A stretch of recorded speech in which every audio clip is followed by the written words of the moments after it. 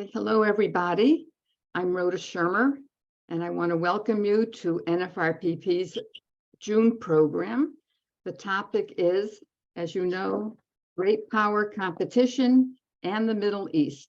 And we are so fortunate to have experts to help us understand the issues surrounding this new coalition.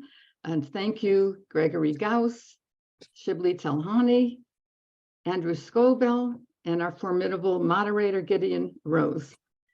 Before I introduce Gideon, who will in turn introduce our speakers, I just want to remind all of you joining us to use the Q&A tab at the bottom of your screen, and please submit questions all through the program, and Gideon will be alert to them and pitch them to our speakers.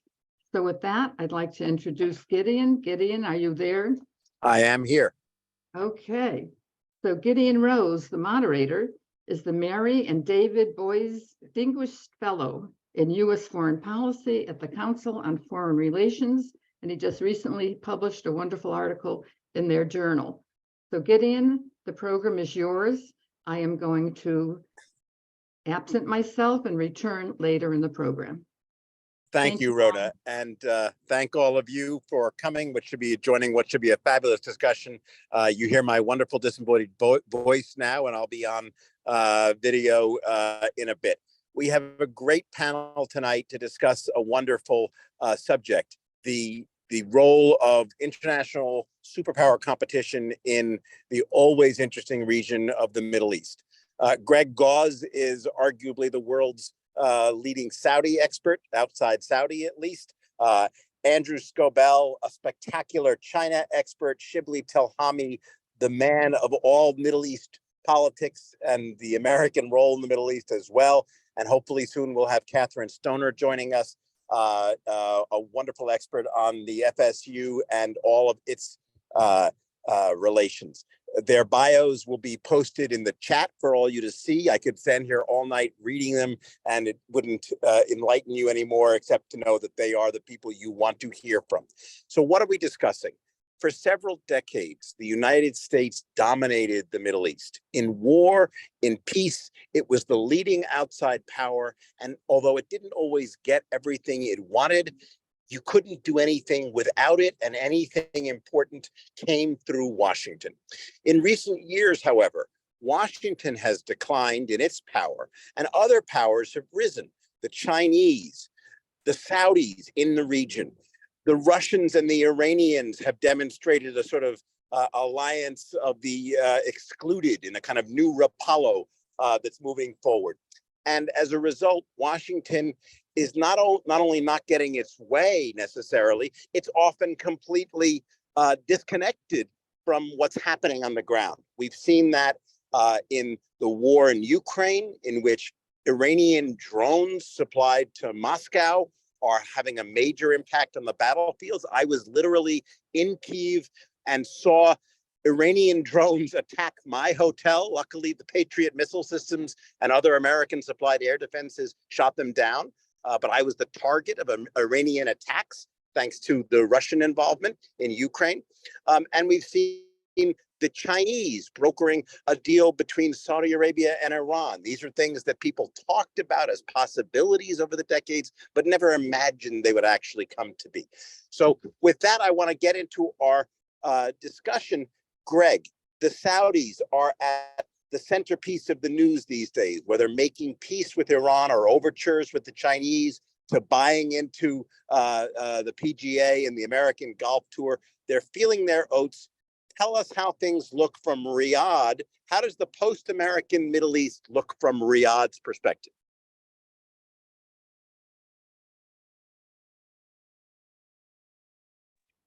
Greg, are you unmuted? Sorry about that.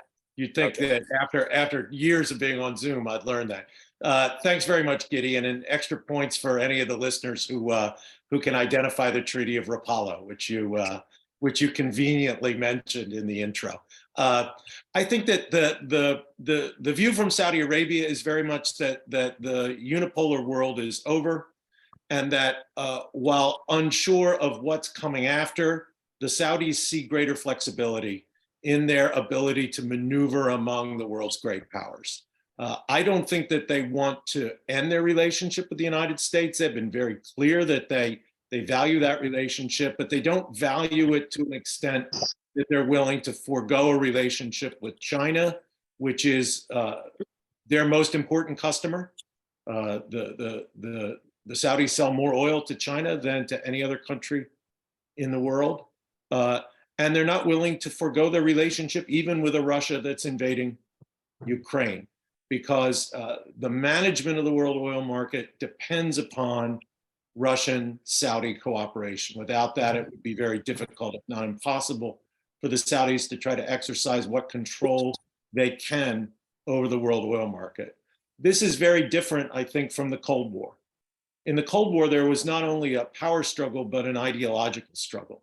And the Saudis really didn't have a practical option of siding with the Soviet Union, given the very conservative nature of the Saudis' governing regime, and the fact that the Soviets were allies with the Saudis' local enemies, like Nasser's Egypt in the 50s and the Ba'athist regimes in Iraq and Syria later. One of the things that frees the Saudis up is that there really isn't that kind of ideological severity from their perspective, to the emerging global power structure. The Chinese, the Russians, they have no problem dealing with conservative monarchies. They have no problem dealing with the Saudis, and they're not looking to export a model of governance to the region.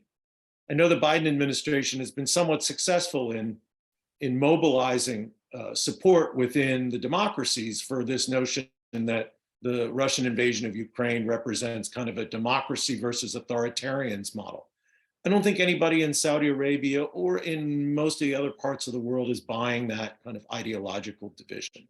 So the Saudis see a position of flexibility among the great powers. And I think they also see in what might be the waning decades, not the waning years, but the waning decades of the centrality of oil in the world economy, an ability to use their central role in the world oil market to increase their global reach and their power on the world stage. Okay, Andrew, let's go to you. China has risen dramatically over the last several decades. We all know that. And many predicted for a long time that as a consequence of the Chinese rise, it would start to play a role in regions outside its immediate area, and particularly in the Middle East, whether to guarantee its oil supplies, whether to throw its diplomatic weight around. For many years, we talked about this and it never happened. It was one of those things that was always going to happen mañana, but never actually came into being. And then recently, suddenly out of nowhere, you have this Saudi-Iranian peace deal brokered via Beijing. Are we now finally at the time and the place where Beijing is the major player that has to be taken seriously? How does the post-American Middle East look from China's perspective? Thanks, Gideon. Historically, China hasn't played, or in the modern era, China hasn't played a major role in the Middle East. But arguably, it's the most important region for China outside its own immediate neighborhood. So I would, not to split hairs, but I would suggest that China has, is stepping in the Middle East rather than stepping up. And what I mean by that is, because China's had over the decades had a relatively modest footprint in the region. Now that it's more engaged, more visible, there's a tendency to exaggerate its influence. Now, of course, its main influence is economic, and I think I've called it an economic heavyweight, a diplomatic lightweight, and a military featherweight in the Middle East. And I think that's still, I wrote that in 2016, and of course, since then we've seen developments, including the one you just mentioned. There's a new China's first base formal base anywhere in the world outside of its immediate region is, of course, at Djibouti, established in 2017. Just this week, the leader of the Palestinian Authority made a high-profile visit to Beijing.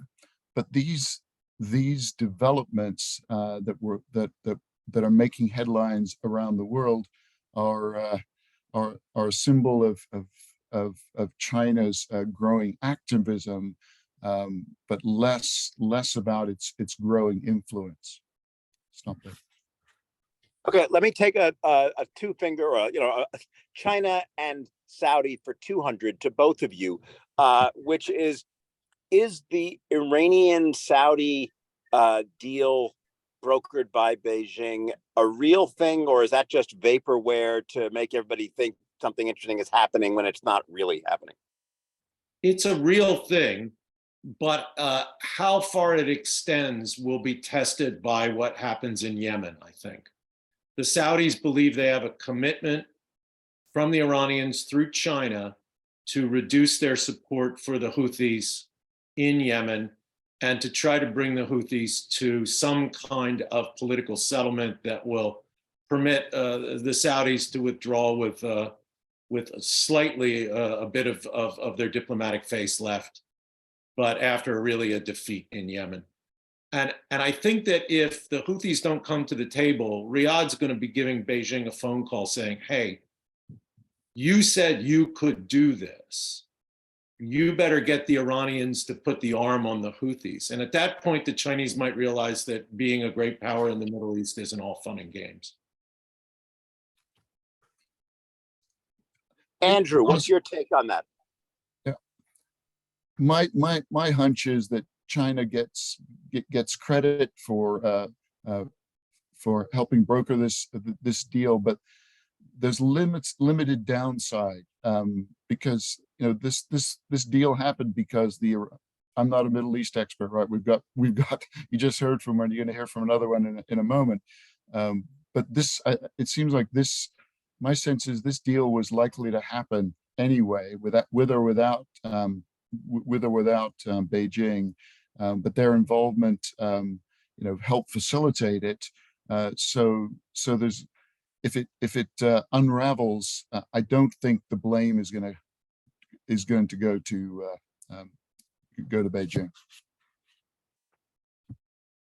Okay.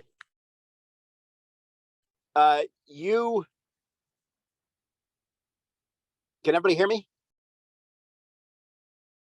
Yes, you're coming in fine, Gideon. Sorry. Okay. So Shibley, we spent decades discussing the peace process and Washington's role in it. Now there seems to be no peace process. There may not even be a two-state solution possible, as you just wrote in Foreign Affairs with some co-authors in a very provocative piece. How does the post-American world in the Middle East look from where you sit in Washington or near Washington? And what is it? What is the role of the U.S. going forward in the Middle East if it's no longer able or interested in brokering peace there? Thanks a lot. If let's start with the broader U.S. role and how it's seen even by scholars. Remember, I do a Middle East Scholar Barometer with my colleague Mark Lynch, in which we pull hundreds of scholars who specialize in the Middle East about the views. And one of the questions we asked last year is about this global power competition, how it's viewed by the scholars who write and specialize in the Middle East. And so I'll give you a little flavor. 38% said, this is before the Ukraine invasion, okay, the Russian invasion of Ukraine, when there was a lot of talk already about Russia competing with the US in the Middle East.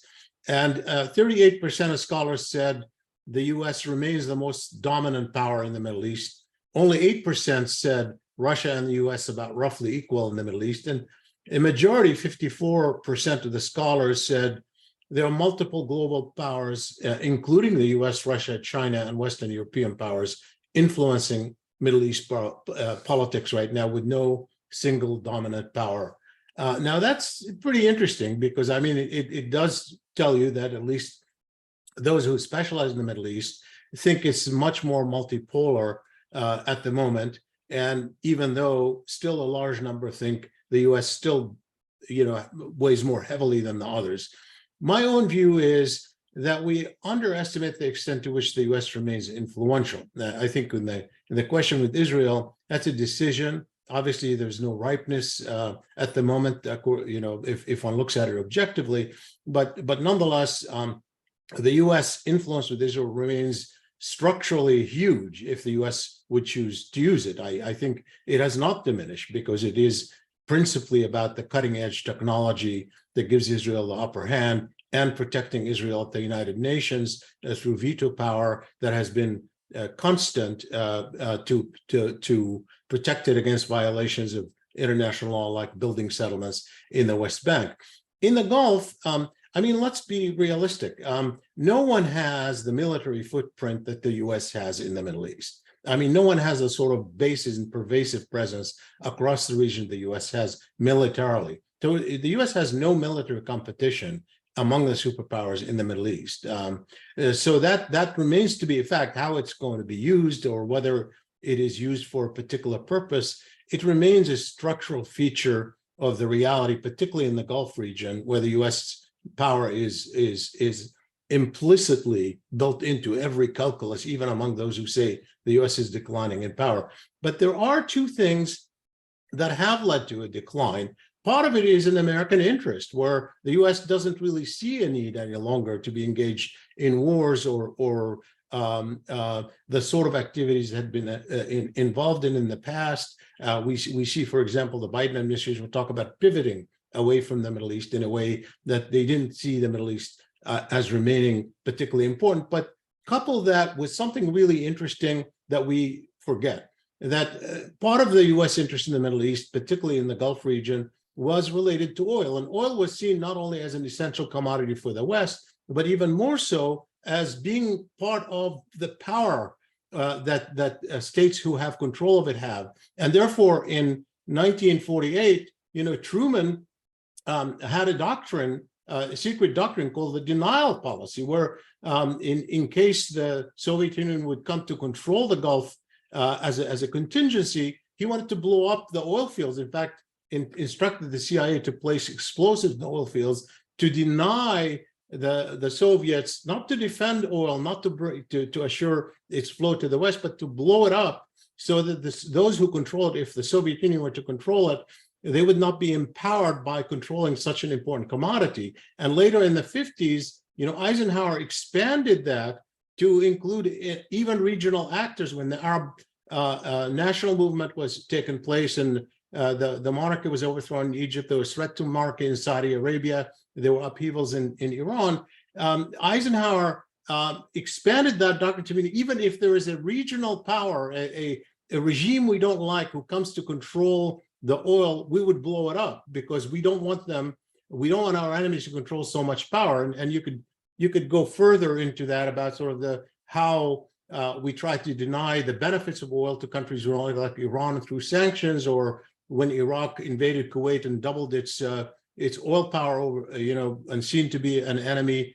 So there was this kind of idea that the US policy in the Gulf was to deny oil to countries it doesn't like, whether they're superpowers or even regional powers. Now that hasn't become no longer important, both in terms of how the oil market has played itself out, how the power structure is globally, but also regionally.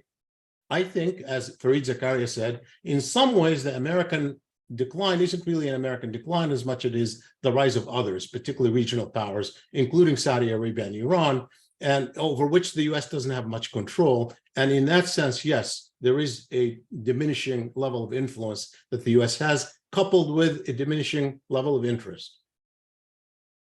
Okay, Greg, I want to go back to you. I want to talk about trends. You talked about the decades worth of power that oil will give the Saudis, or the decades worth of power that the oil states will have in the world to come.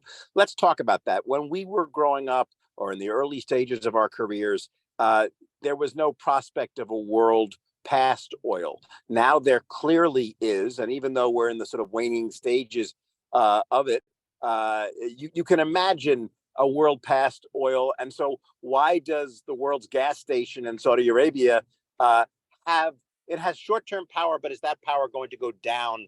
Or will it be able to truly either modernize itself domestically to be relevant to the 21st century, or translate its remaining oil power into some kind of new economic wealth down the road? Or is it just a time period we have to deal with the Saudis for a few more years until their oil dries up or we move to other resources? Or is this a power that are they going to take over basketball and football after golf?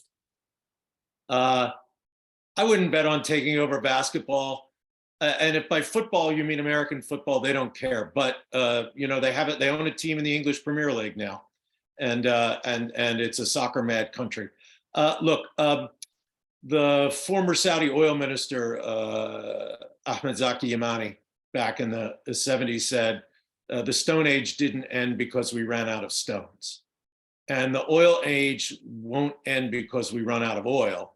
It'll end because we've discovered new technologies to get what oil has given us at a lower cost and with fewer externalities like global warming.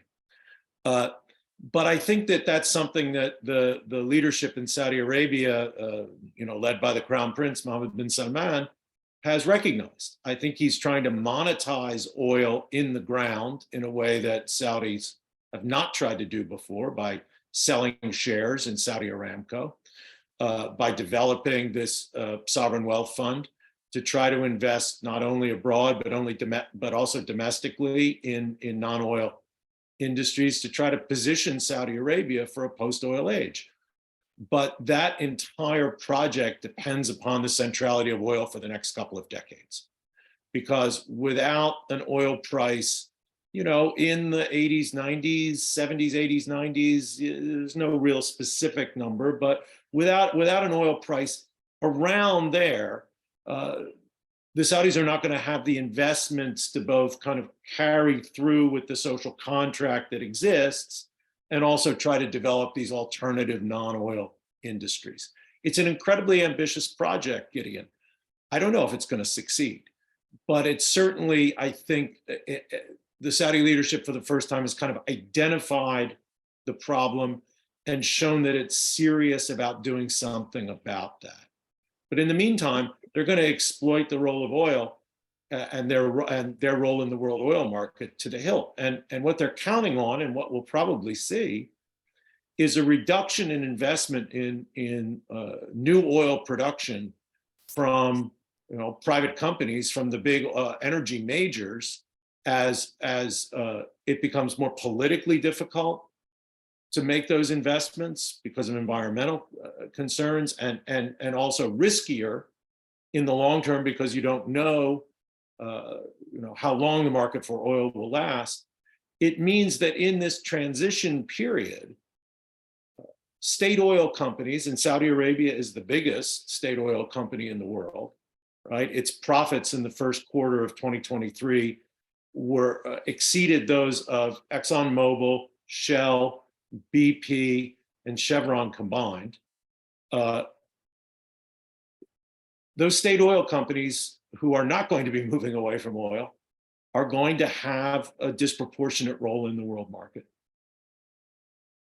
Talk about Saudi domestic stability. We've seen other big oil powers, from Libya to Iraq to, in some cases, in some ways, Iran, waylaid by their domestic issues. You've always been skeptical that Saudi was on the verge of collapse in some kind of way, and you've always been right, so I've always followed your counsel. Will Saudi Arabia be able to maintain its domestic stability indefinitely going forward with its medieval political system in a 21st century world? I'll keep riding the horse that I've ridden my whole career. I think that the Saudi regime has, I wouldn't say they're hidden, but unrecognized by outsiders sources of domestic political power and stability. Mostly it's based on oil. So what would we have to see as kind of precursors of domestic instability in Saudi Arabia? There'd have to be a big split, I think, in the ruling family. And that was a possibility, as the crown prince has basically cut out almost everybody else in the family, many of his older cousins. This would have been an occasion for a potentially catastrophic split in the Saudi ruling elite that could lead to a regime instability.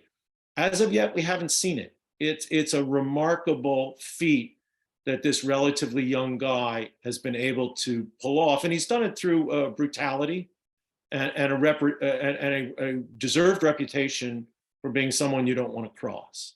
But we haven't seen the kind of upheavals in the ruling family that one might have anticipated with this big change. Many people thought that we would see some kind of backlash from the religious establishment in Saudi Arabia, given the social changes that Mohammed bin Salman has instituted, things that I think observers of Saudi Arabia, both inside the country and outside the country, didn't believe they'd see in their lifetimes. I didn't believe I'd see the kinds of changes, particularly in the public role of women and the public role of entertainments in Saudi Arabia. I never thought I'd see the changes we're seeing in my lifetime. What happened to the guys with the long beards? What happened to the guys who policed morality? What happened to the religious elites, which occasionally would assert themselves as kind of holders of power in Saudi Arabia with the ruling family? Well, we found out that some of them go off the reservation, like Osama bin Laden before MBS, but they don't bring many people with them. And what we found is that in the end, most of the people in the religious establishment are bureaucrats who work for the Saudi government. And they can't imagine an Arabia that is still at least nominally Wahhabi, that isn't governed by the Al Saud family. And so on that score, it doesn't appear that there's a short-term threat to Mohammed bin Salman's project. The third issue would be oil revenues. Look, if oil revenues collapsed for whatever reason, huge technological change that we don't anticipate in the next years, and Saudi oil revenue plummeted, it would be very difficult to maintain the system. But we haven't seen that. And the Saudis are trying to hedge against that by building up this sovereign wealth fund, the public investment fund, which is buying into the PGA and buying soccer club in the English Premier League, and making huge investments in Uber and the Japanese investment firm SoftBank and all over. And I think that is, at least so far, a formula for Saudi political stability. So I'll stick with that one. Okay, Andrew, let me take the same question to you. China's had an amazing run in recent decades. Is that run coming to an end? Has China peaked? I was just talking to somebody today who said, oh, my macro advisors tell me that they've given instructions to people to plant gardens. There could be like victory gardens when there's no longer any food left. We see that the demographics are going against them. Are we seeing a peak of Chinese power, or in the years and decades to come, will China continue to go from strength to strength? Or what are the issues on that front? Yeah, I'm going to go with I'm going to ride a horse alongside of Greg. I think that the Chinese Communist Party has been proved to be remarkably resilient. They're certainly far from perfect. They've had the example of how they dealt with their zero COVID policy, but then all of a sudden, 1 minute it was there, the next minute it wasn't, and nothing seemed to change. There was there were some minor protests, but pretty much the Communist Party's likely to be around for a while, and probably after Xi Jinping leaves the scene, whenever he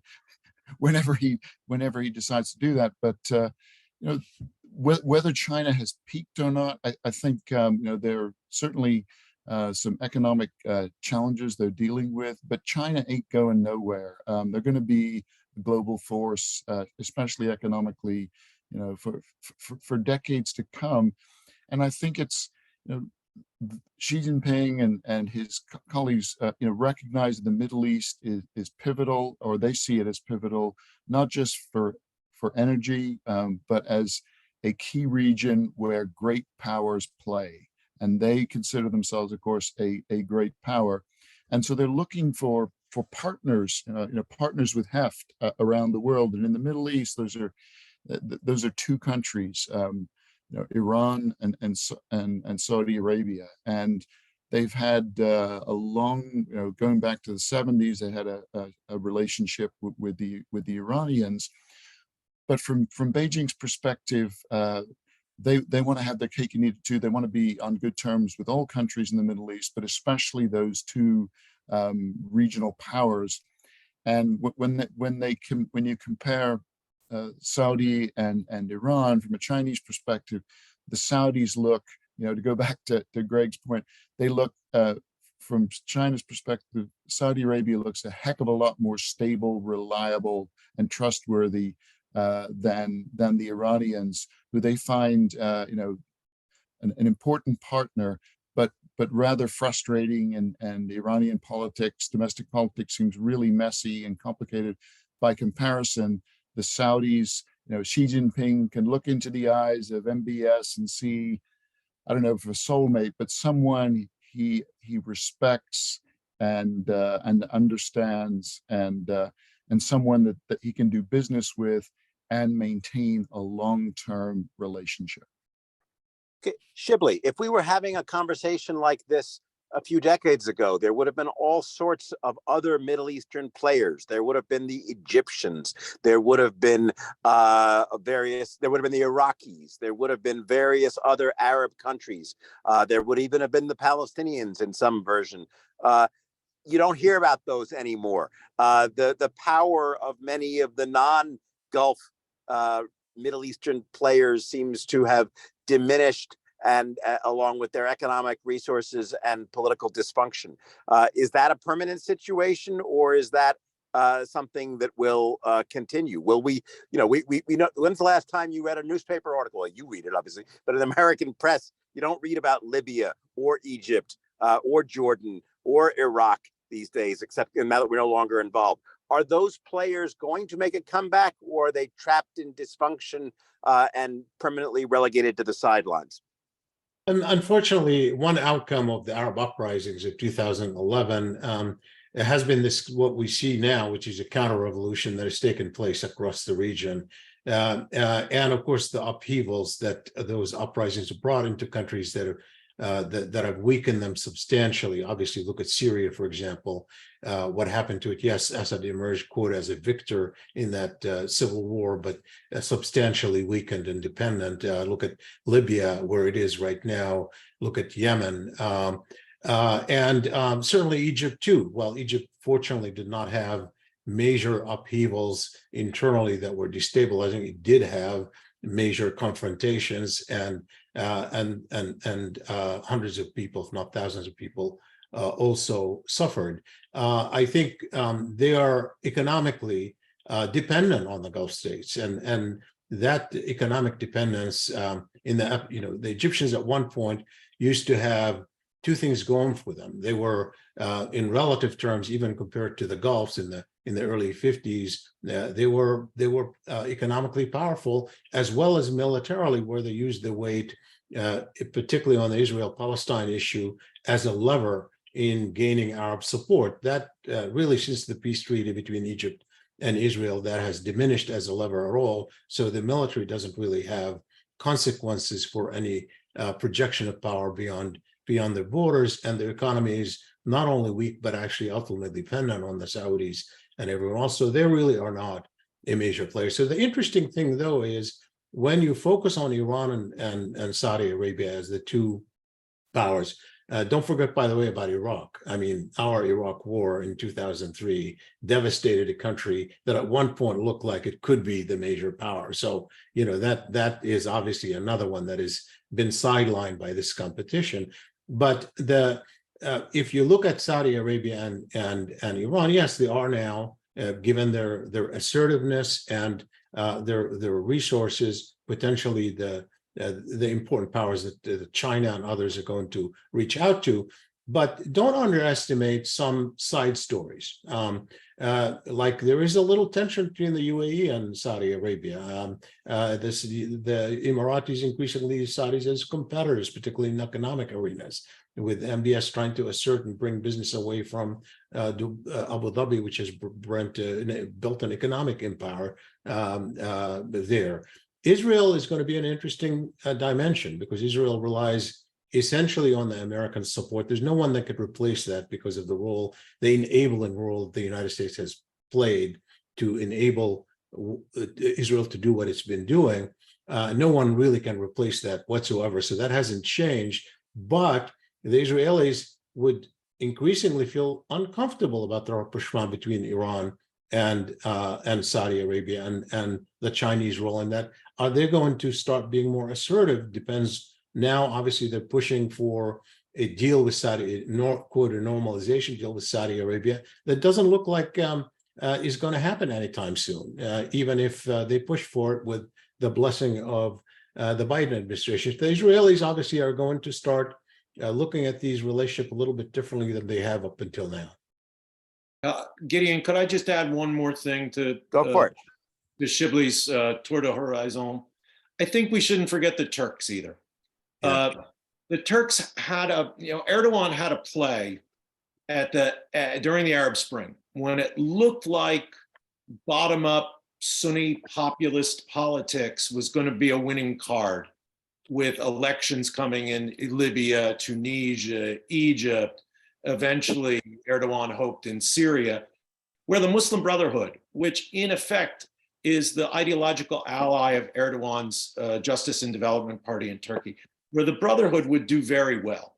And we saw, to some extent, the Brotherhood doing well. Brotherhood affiliates like Ennahda in Tunisia, getting a plurality of the parliamentary seats there. The Brotherhood and the Salafi Islamists in Egypt getting majority of the parliamentary seats.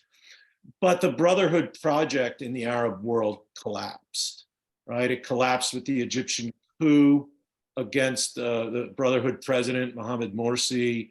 It collapsed with the fall of the Ennahda coalition government in Tunisia.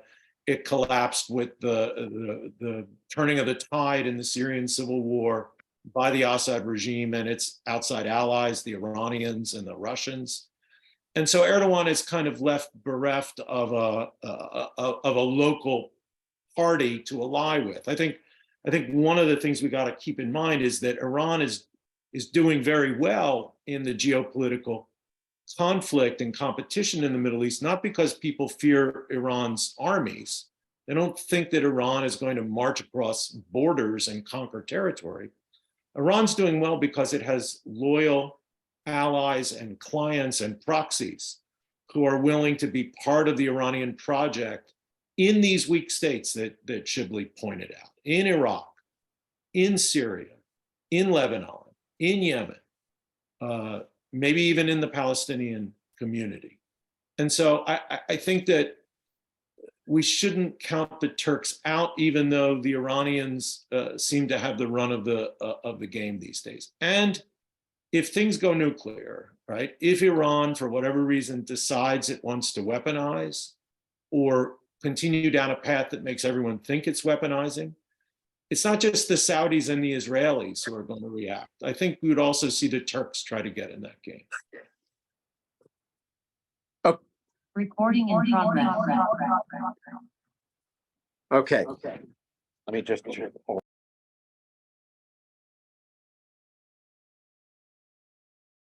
you're muted. In person as well.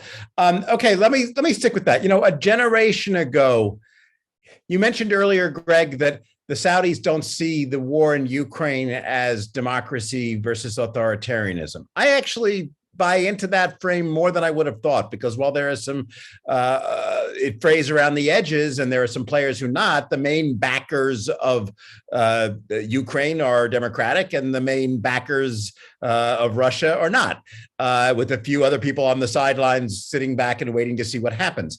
But let's talk about ideology and domestic politics in the Middle East.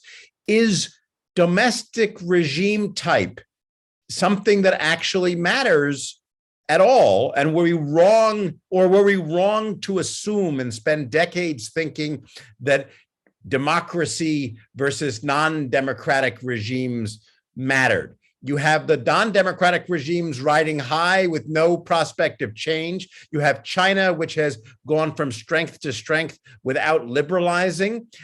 You have Israel, which arguably has continued to be strong, but gone away from its democracy, or certainly deliberalized in many respects. Even the U.S. has had democratic regression to some extent. So is the entire notion of domestic regime type affecting how countries behave, and particularly in the Middle East? Is that something that we were all wrong to think was an important variable? I don't think that.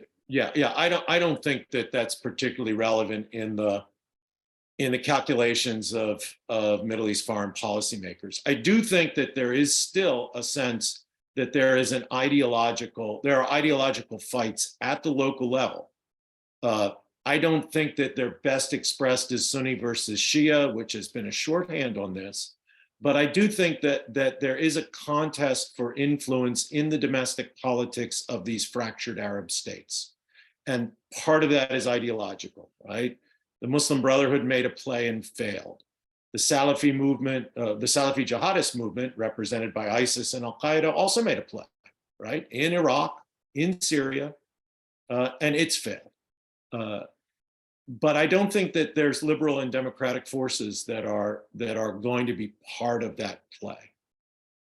Okay, so Shibli, let me take that to you. There was a common narrative, or a frequently heard narrative a generation ago, that you had a lot of political dysfunction in the Arab world, and then you got turmoil and uprising as a result of that, and that was going to lead through a process of sort of shedding of skin, of transformation, to a new and better democratic future. You got turmoil, but it didn't lead to a new and better future. You just got new and different kinds of turmoil and variations on authoritarian return. Are we going to see, is there a process of gradual or even non-gradual liberalization and democratization in the Arab world? Or 30 years from now, will we still be looking at various types of autocracy in a way that we have been for our entire lifetimes?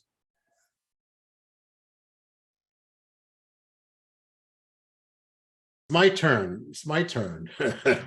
So, if you look at it prior to the Arab uprisings, actually for many of the decades, I think it was always not true by very important measures. The Middle East had been unstable. In fact, the puzzle to us in political science is that, given that we know our public grievances and repression that has taken place, how is it that the Middle East had remained relatively stable? And many countries in the Middle East had remained relatively stable. So I don't think any of us, the puzzle was about this stability, but I don't think any of us in political science assume that if then there is a revolution or uprising or protest or overthrow of regimes, it's going to then quickly turn into something, democratic or stable for that matter. I mean, I think those of us who are political scientists who are looking at the Middle East always understood that transitions are inherently unstable and unpredictable. We don't know where it's going to lead. And more often or not, it'll go up. There will be a backlash, and there will be even a reversal, and maybe something good will come out of it. But there's a dynamic relationship. I think there is still a dynamic relationship in the sense that the citizen in the Arab world, like citizens around the world, have new tools of empowerment coming out with the information revolution that has taken place. Governments have learned how to use that as well to their benefit. So it's going to be a war going on.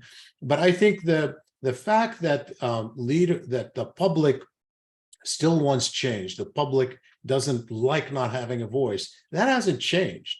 The question is, just as Greg was recounting, sort of in Saudi Arabia, what is it going to take for that to materialize? And you look at the source of power, you say that's not likely. It doesn't mean that public is happy or that there will not be opportunities the minute there is an opportunity, like if the oil prices collapse or there is some crisis that emerges where if a regime is not legitimate, people are going to jump on it very quickly. So I don't think we can predict what is to come. But you're right, though, in the short term, authoritarianism is popular in a sense because a lot of the rulers have looked at the public and said, would you rather live in Damascus or would you rather live in Riyadh during the Arab uprising? Would you rather live in Baghdad or would you rather live in Cairo? Would you rather live, and so forth.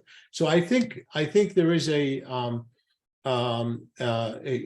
certainly a rise of rallying behind authoritarianism. But it's interesting to me, though, at the transnational level, where people are evaluating rulers not in terms of what they do domestically, but regionally, that MBS and Saudi Arabia are in a way more popular than they had been because of their assertiveness. Because if you look at the MBS and the Saudi monarchy, the brutality is the one that we're seeing here in the West, particularly the visuals that have inclined us to, and they've said so. Mohammed bin Salman says, I want absolute monarchy. Don't get me wrong. I want to reform socially and economically. I absolutely don't want to reform politically. No question about it. But in the Arab world, to the extent that there is a transnational sentiment across the Arab world, vis-a-vis the rest of the world, vis-a-vis the big powers, vis-a-vis the US, vis-a-vis the West, these grievances, they want somebody who's assertive. They want somebody who uses their power to say to the US, look, I'm not going to do your bidding, or to look at China and say, I'm a partner with you, or I'm big enough to be a partner with you. So in a way, the Saudis are actually winning some people outside despite the brutality, because they've been hungering for someone in the Arab world to be more assertive and to use local power to be assertive on the international stage. And they see Saudi Arabia as doing that. Okay, this is great, by the way. Depressing as all hell, but great. Andrew, so the democratization question to you and China. For decades, there has been, you might say, a reigning assumption in the West, or certainly in America at least, that gradual engagement and economic growth, engagement with China and economic growth and relative embrace of it into the WTO and the world system more generally would eventually produce some kind of domestic moderation, political liberalization, economic liberalization. And although it wasn't counted on and there was a hedge and all that, it still seems to have not gone the way people expected. Was the idea of Chinese liberalization always a pipe dream, or is it just too early rather than not going to happen? Well, that's an easy question. It's a toughie, but China did liberalize, especially in the politically. During the 1980s, and of course a huge setback with the Tiananmen massacre, retrenchment, followed by retrenchment of the Communist Party, but still under Jiang Zemin and then Hu Jintao, you saw certainly not a return to what you'd seen in the 80s, but still a fair amount of personal freedom for China. Certainly no steps towards democratization, but continued a relatively liberal political environment. That clearly has changed under Xi Jinping. I think it predates him, but really what some people tend to overlook is that you've got this a Leninist system that is very insecure and seeing pluralism and dissent as very threatening to the regime. So you have a leader in Xi Jinping who's the strongest paramount leader China's seen since Mao. He's centralized power, and he's got a savior complex. I think he came to power thinking the Communist Party is vulnerable, and there's only I can save it. And he's not been perfect, but he's actually got a significant amount of popular support within China for, again, looking tough, acting assertive, on having China look like a more powerful and influential global leader, and to the extent, to that extent, the Middle East factors in here. So, going, one of his first visits in the post-COVID era was to Saudi Arabia last December, and guaranteed to make him look like a respected global leader. And the last point is that there is, on the one hand, ideology. In one sense, ideology is dead in China, meaning that Marxism-Leninism doesn't play a role. But ideology is still there if ideology is defined as a way of thinking about the world that sees authoritarianism as an important and significant alternative to liberal democracy, Western style democracy. And from a Chinese perspective, that alternative looks quite threatening. So whether it's Iran or Saudi Arabia, these are to use a American term, they're, from a Chinese perspective, they're like-minded countries that China can rely on. And sorry for rambling on, but I guess one other point.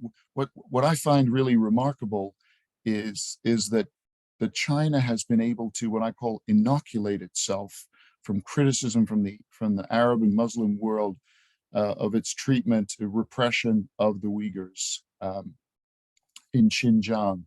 And they've done, it's underappreciated the efforts to which they've gone to ensure that other governments do not criticize China, and they've been remarkably successful. And that is a key driver, not one of the most important drivers, actually, behind what China does and doesn't do in the Middle East. Okay, so let me actually, it looks like Catherine won't be able to join us, unfortunately. So let's bring in you guys to discuss Russia. Back when I did math, I learned that when you added two negative numbers, you just got a larger negative number. It wouldn't have struck me that the alliance between Iran and Russia was going to produce a large positive outcome. When Russia steps into Syria, when we can't make it less messy, it didn't strike me that they would have a whole lot of success in making it less messy themselves. And I guess my question to you guys is, okay, if we're discussing authoritarian oil-based petro powers with nasty systems and not great futures, but have somehow managed to hang on and be a pain in everybody's butt, Russia fits right into that category. Talk about the role of Russia in the Middle East, Greg and Shibley, and then also the role of Russia vis-a-vis China. Is there, Andrew, is Russia to China what Iran is to Russia? The junior partner in a negative alliance of bad guys. But Shibley and Greg first, or Greg and Shibley first. I could start.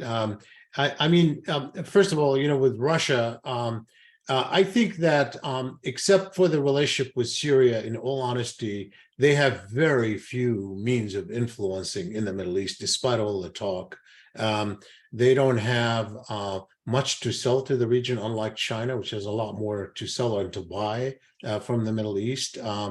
They don't really have the kind of levers. They've been overstated as a competitor, and I think scholars see them that way. And I would also say that after a year ago when they invaded Ukraine, I think that while you're right in noting earlier, and Greg was right in noting earlier that people didn't see that to be about democracy at all, and therefore that issue didn't play in that the Biden administration played up in its rhetoric to get at least American Western support, did not play in the global South period, but certainly in the Middle East. But nonetheless, the principle of sovereignty was at play. And I think in a way it was a reminder of the Iraqi invasion of Kuwait, if you wish. And in fact, when we looked at we did an immediate poll among the hundreds of scholars, the Middle East scholars, immediately after the invasion, a month after the invasion, a year ago.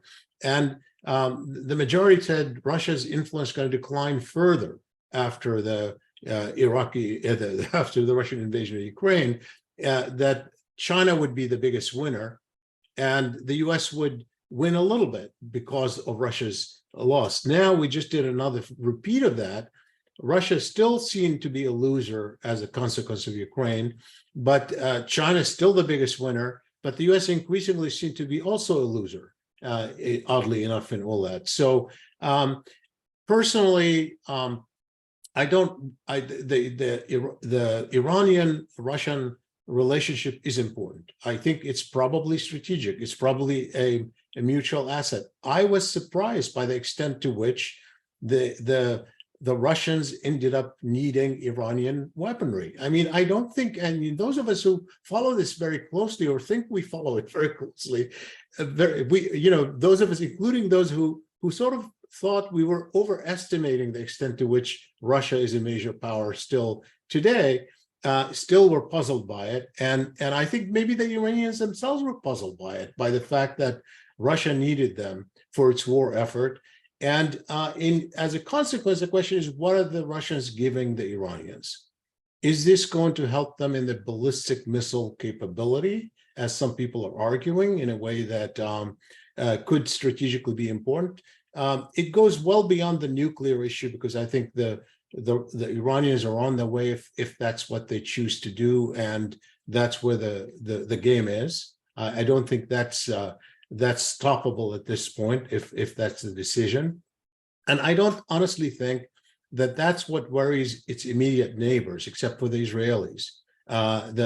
As Greg said, even conventional weaponry is not as threatening. It is threatening to the region for sure, but it's not as threatening because people don't see Iran really invading as much as meddling and using proxies. And that's what they worry about when they talk about containing Iran, weakening Iran, countering Iran. They don't want to see Iran being a nuclear power, because that plays into their aura and their influence, but they don't think that Iran would use nuclear weapons against them. So it's not the same thing as the Israelis. So conventional weaponry matters. It matters obviously and even for the Israelis, I would argue it matters even more than the nuclear technically, because they have the deterrence capability. But the extent to which the Russian-Iranian collaboration is going to enhance Iran's conventional capability, that's going to be really interesting. Okay, Greg, I saw you nodding during Shibley's thing. What, Greg Gause on Russia and the Middle East?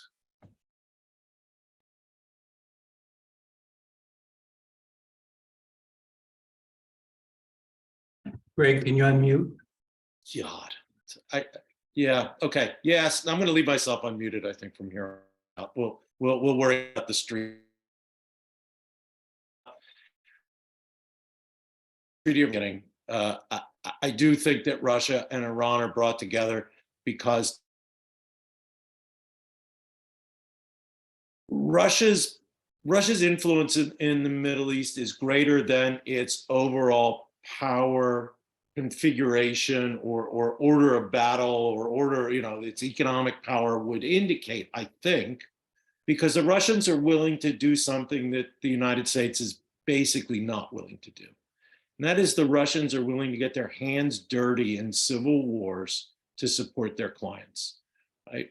When the Egyptian population rose up in the streets against Hosni Mubarak, probably America's most loyal Arab ally for 30 years, the United States basically stood aside. And that was something that I think had enormous impact on other American friends. Now, I'm not saying that was the wrong thing to do. I don't think the United States should get involved in these kinds of things. But the Russians were willing to commit their armed forces to keep Bashar al-Assad in power. And that gives them, a certain cachet in the region. And it's clear that they're willing to give the Iranians things that I don't think the Chinese are willing to sell to the Iranians. I don't think that the Europeans are willing to help the Iranians with, because these are two states that feel themselves backed into corners. No matter how successful the Iranians have been regionally, I think that they view the United States as a continuing threat to the regime. And they worry that their outreach to China is not going to lead the Chinese to extend themselves to help protect the Iranian regime. And so I think Russia, to use an overused phrase, punches a bit above its weight in the Middle East because it's willing to be ruthless.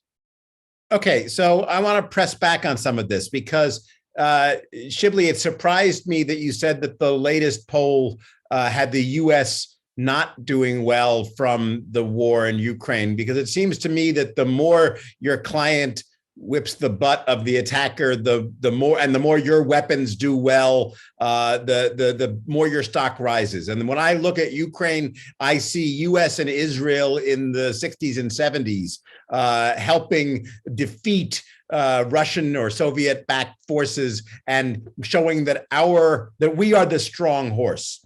And I guess my question to all of you is, and this includes Andrew with regard to Taiwan, but also Greg and Shibli in the Middle East, is to the extent that it's the Ukrainians who have been punching above their weight in Ukraine against a brutal but largely so far ineffective Russia.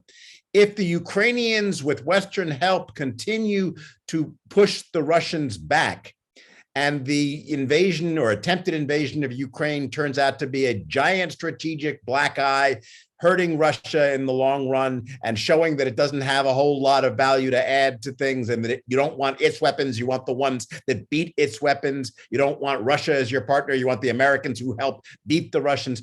Will Ukraine play into the politics of all the stuff we're talking about, as well as into Taiwan, by showing that the United States is a force not to be trifled with?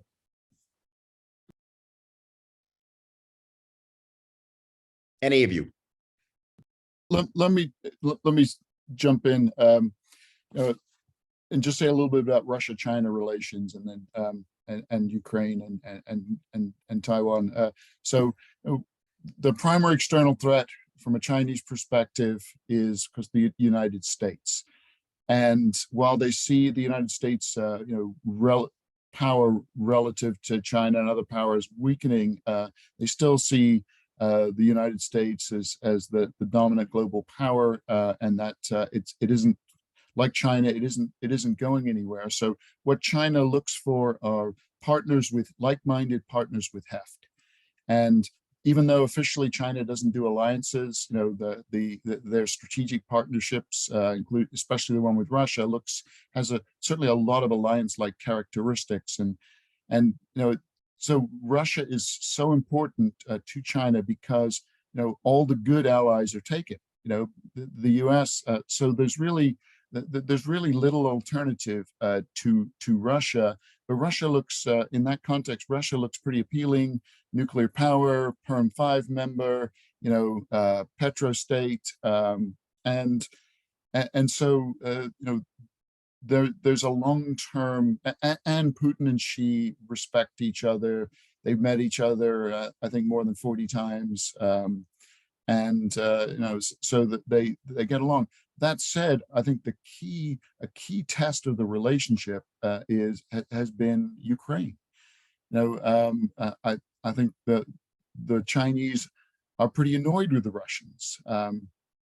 That said, there hasn't been a messy or public breakup. I think there's tensions, but China's sticking with Russia officially, and of course in Ukraine it's neutral, but it's certainly leaning heavily towards Russia.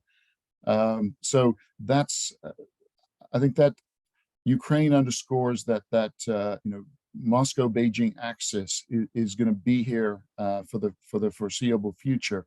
How does that, when China looks at the Russian performance debacle in Ukraine, I think just like the rest of the world, and I can say that because there's no Russian experts here, but the Russian experts I know were all surprised by the inept performance of the Russian militaries, because as Greg was alluding to, Russia's military has seemed to perform quite well in various places around the world, but when they had to really step up for the big the big one, clearly they've not impressed, and I think that has shocked the Chinese. Now, I think we should be careful of I'm not sure that China's drawing the lessons we hope they're learning from Ukraine. But on the one hand, Xi Jinping has raised the prioritization of national unification much higher than any of his predecessors, and he's formally linked the goal of national rejuvenation, or making China great again, with achieving national unification. So that means that the issue of Taiwan is much higher than it ever was or has been for a number of decades. That said, I don't think the Chinese are in any hurry, Xi Jinping's in any hurry to realize unification by force. And we've heard this bandied about this dates like 2027. And that's been interpreted as, that's a deadline for China to retake Taiwan. I think there's a misinterpretation that 2027 date is actually best seen as a milestone for military modernization. And so, Xi Jinping has emphasized military modernization, but he assesses, and China's generals assess, that the PLA ain't quite there yet. So that's not to say, like with Putin and Ukraine, if Xi Jinping decides next week that it's time to go, it's time to take Taiwan back, his generals will salute and obey. But he's much more likely to wait until the mid-2030s to when he thinks that the military reforms and modernization are likely to actually be complete, and China's more capable of fighting or launching a major military operation. And of course, unlike Ukraine, it would involve amphibious operations, and we all know that amphibious operations are particularly fraught. That's the first encouraging thing I've heard tonight. So thank you for that. I have to say, I want to turn for a second to Washington policy. All you guys are big chachamim, and you advise, powers that be, and tell them what to do. So in terms of, if Biden is listening on this call and wants to know what all this means for U.S. policy, what on any of the issues we've been talking about, what do you tell him? I'll tell you what I tell him, which is win in Ukraine at all costs, because the United States has a reputation for being a bit of a paper tiger and not a good ally. And if you can help an unexpectedly strong Ukraine beat Russia, you will do more for America's standing in the world than anything else I can think of. That's what I would tell him. But I'm curious what you guys would say about the Middle East and Washington and its role on any of the issues we've been talking about. So Gideon, let me link that up to what the question you had asked about Russia and Ukraine, how they're seen in the Middle East in a way. And it's really too bad that Catherine was not able to join us. Obviously, we all would have benefited a lot from her expertise on Russia here to shed a little bit of light. But I, like you, Gideon, had supported the administration posture on Ukraine, like most Americans, according to our polls that I conduct a lot of polling on Ukraine. And so much so, apparently, that I'm on Putin's 500 sanctioned Americans this time. I don't know why, given that I'm not even a Ukrainian or Russian expert, but somehow I've made it on that list. I think seen from the Middle Eastern perspective, let's think about this a little bit in terms of something that should shed light for the Biden administration about the posture it's taken globally. As you know, it has succeeded in Western Europe remarkably well, revived NATO in a way that no one really expected. It has asserted itself effectively militarily. The American public rallied behind it despite the division within our country. So there's been all that important stuff, but the Biden decision had failed to win the global South, period, but especially the Middle East. And part of it is it's two-factor, because people don't buy either into the democracy argument, which they've heard before and they didn't believe. They never believed it when it was being preached by Bush to the region. And now also the increasingly less don't believe even the violation of international law and the sovereignty principle, in large part because between the 1991 Iraq war, after, in fact, Iraq did violate the sovereignty of an Arab nation, and the U.S. rallied behind it as the first post-Cold War event that created a norm, really, about it. Between that and the Iraqi and the Russian invasion of Ukraine, there was, of course, the 2003 Iraq War, and we sort of dismissed that, but that was not only a huge violation of international norms and laws, but it was also something that has been arguably the most important and impactful event in the modern Middle East. I mean, the region is still looking at the consequences.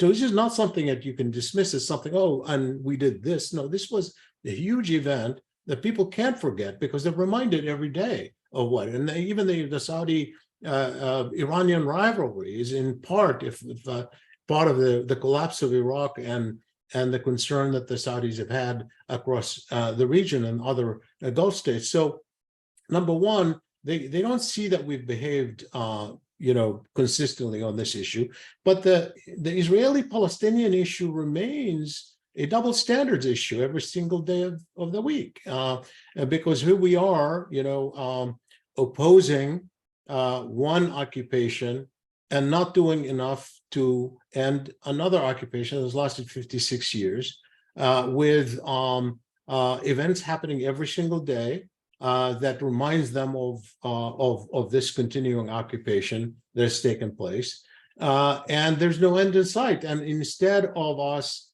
trying to impose international law on something like the settlement building, the Biden administration goes to the UN and tries to twist arms of other countries to vote against condemning the settlements that are obvious violations of international law at the UN. And this is the liberal order that we are trying to put forth. So I think people see this double standards. It undermines the effort. I was talking to a member of Congress who's met with international leaders outside the Middle East in a recent trip, someone you would know, I don't want to mention his name, who said in 2 occasions, in 2 meetings with global South leaders, they said, but you're not doing this on Israel-Palestine. But you're not doing this on Israel-Palestine. They're using that as an example of the inconsistency in American foreign policy. And that's not going to take away from my support for the administration posture on Ukraine. Whether we win it like you suggest or not, whether we could win it or not, what winning means, it's a different story we can argue. But the posture of supporting Ukraine, I think, is the right one. Greg, what should Washington do on any of these issues? So if I had a few minutes with my fellow Delawarean, President Biden, I think I'd say that the two most important things for the future of the Middle East are, how do you repair these broken states? Because these broken states are not just disasters for their own people, they're also political vacuums into which regional and international actors are sucked, right? Whether that be Iraq or Syria or Yemen or Libya. Unfortunately, I don't think that we have the resources or even the knowledge about how to fix them. If at the margins we can try to help an Iraqi state strengthen itself, as difficult as that is, that might be the most important thing we can do on that score. The second thing, I think the most important relationship going forward is going to be our relationship with Iran, because that's really the only Middle Eastern state that I can see us engaged in a military confrontation with. And I think that the Biden administration, like the Obama administration before it, is trying to find some kind of political understanding with Iran. But I also think that it has to be thinking about the restoration of deterrence with Iran. Because in 2019, the Iranians attacked the most important oil facility in the world, the Saudi gathering plant at Abqaiq.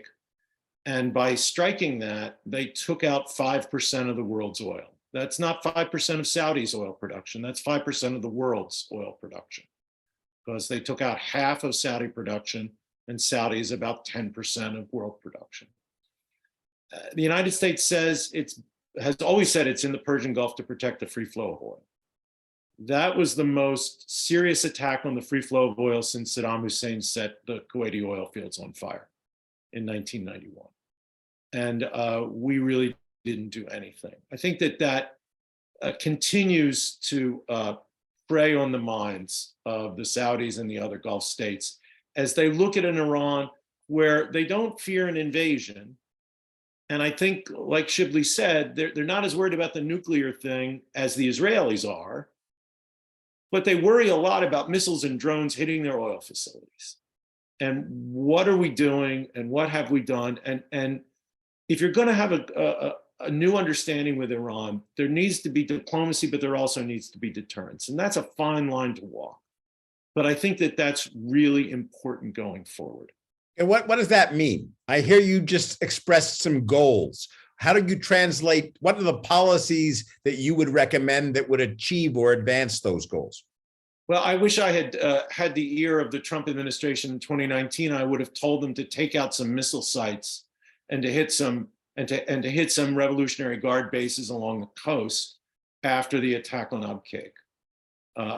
But I think that if Iranians, if they take tankers, you have to start guarding tankers. I mean, I think that if they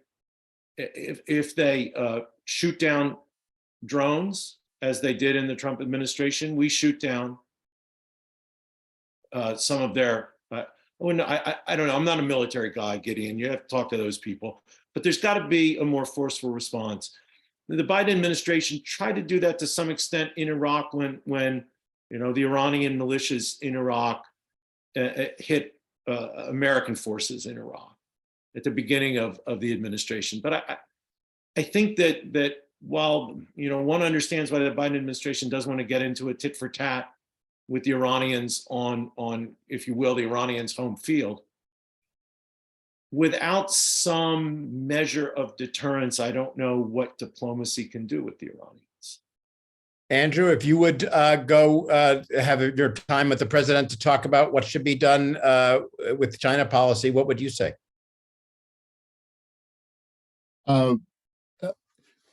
In contrast to, don't worry, be happy about, or don't worry too much for in coming years that of any kind of Ukraine and the occurring in the Taiwan Strait.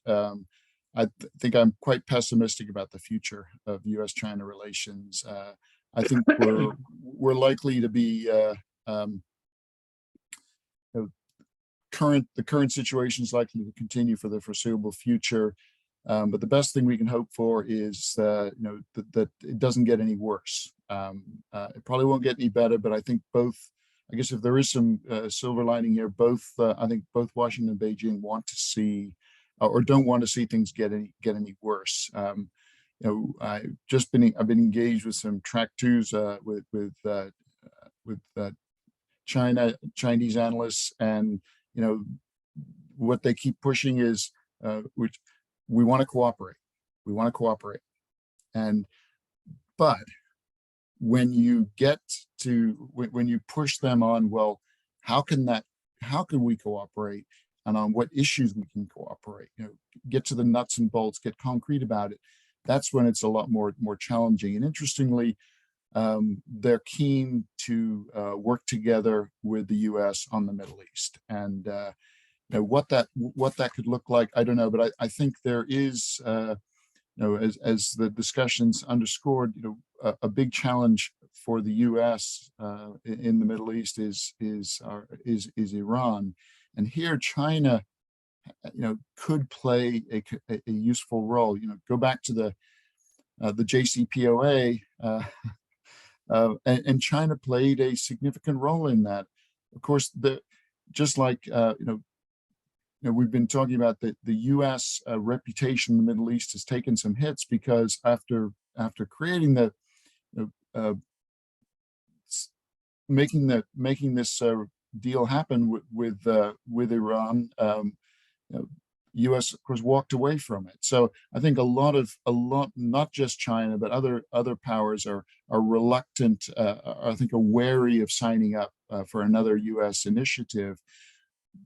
But I think if you're looking, okay, let's go Scobell in the Oval Office. Mr. President, if you're looking for something to engage constructively with China on, the Middle East and Iran might be an issue that's worth exploring.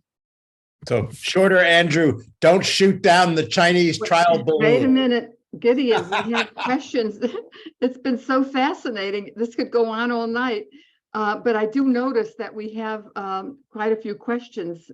We do. So let's get to some from our audience. See if there aren't any questions that have not been explored already. So there's some questions in the comments about nuclear weapons. Is Iran's nuclear capability, and other nuclear capabilities, do they have the ability to blackmail democratic countries by the nuclear weapons translate into an ability to threaten other countries in a way that will be problematic going forward?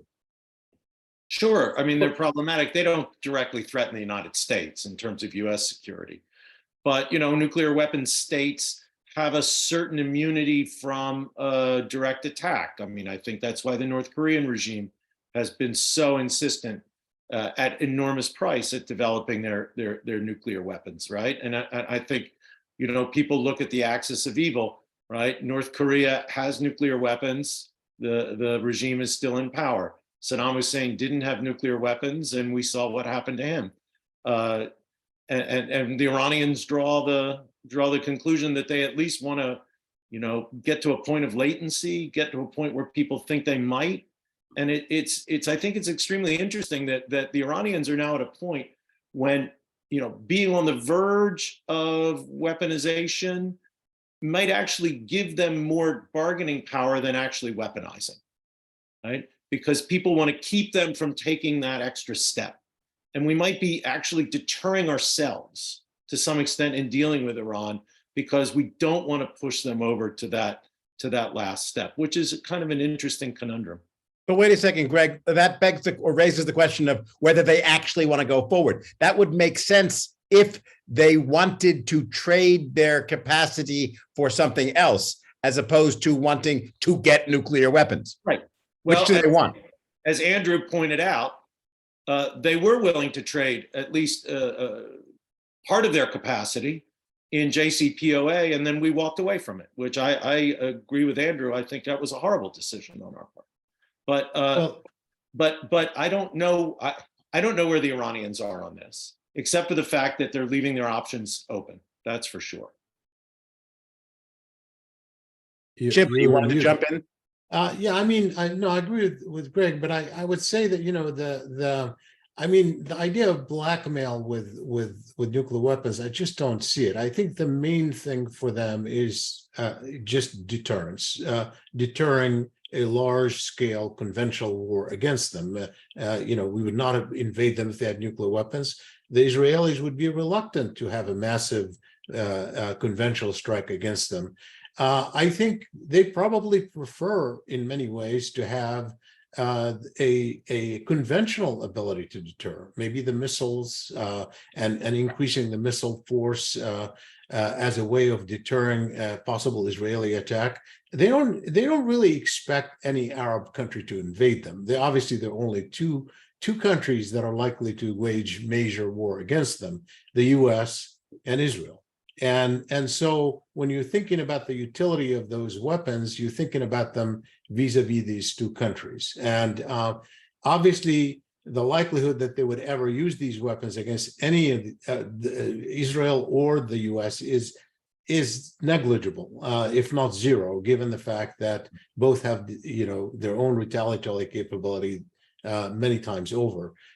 So I don't know, you know, we all, you know, all Iranian scholars I know have debated whether even Iran wants nuclear weapons or just wants to have the capability and be near. I haven't reached my own conclusion. In fact, the last time I hosted Greg in my house was with Tom Schelling, the late Tom Schelling. He and I were doing a project on nuclear deterrence and Iran. We had a huge project here at Maryland, and we had this dinner at our house, Greg, if you recall, when we talked about that issue.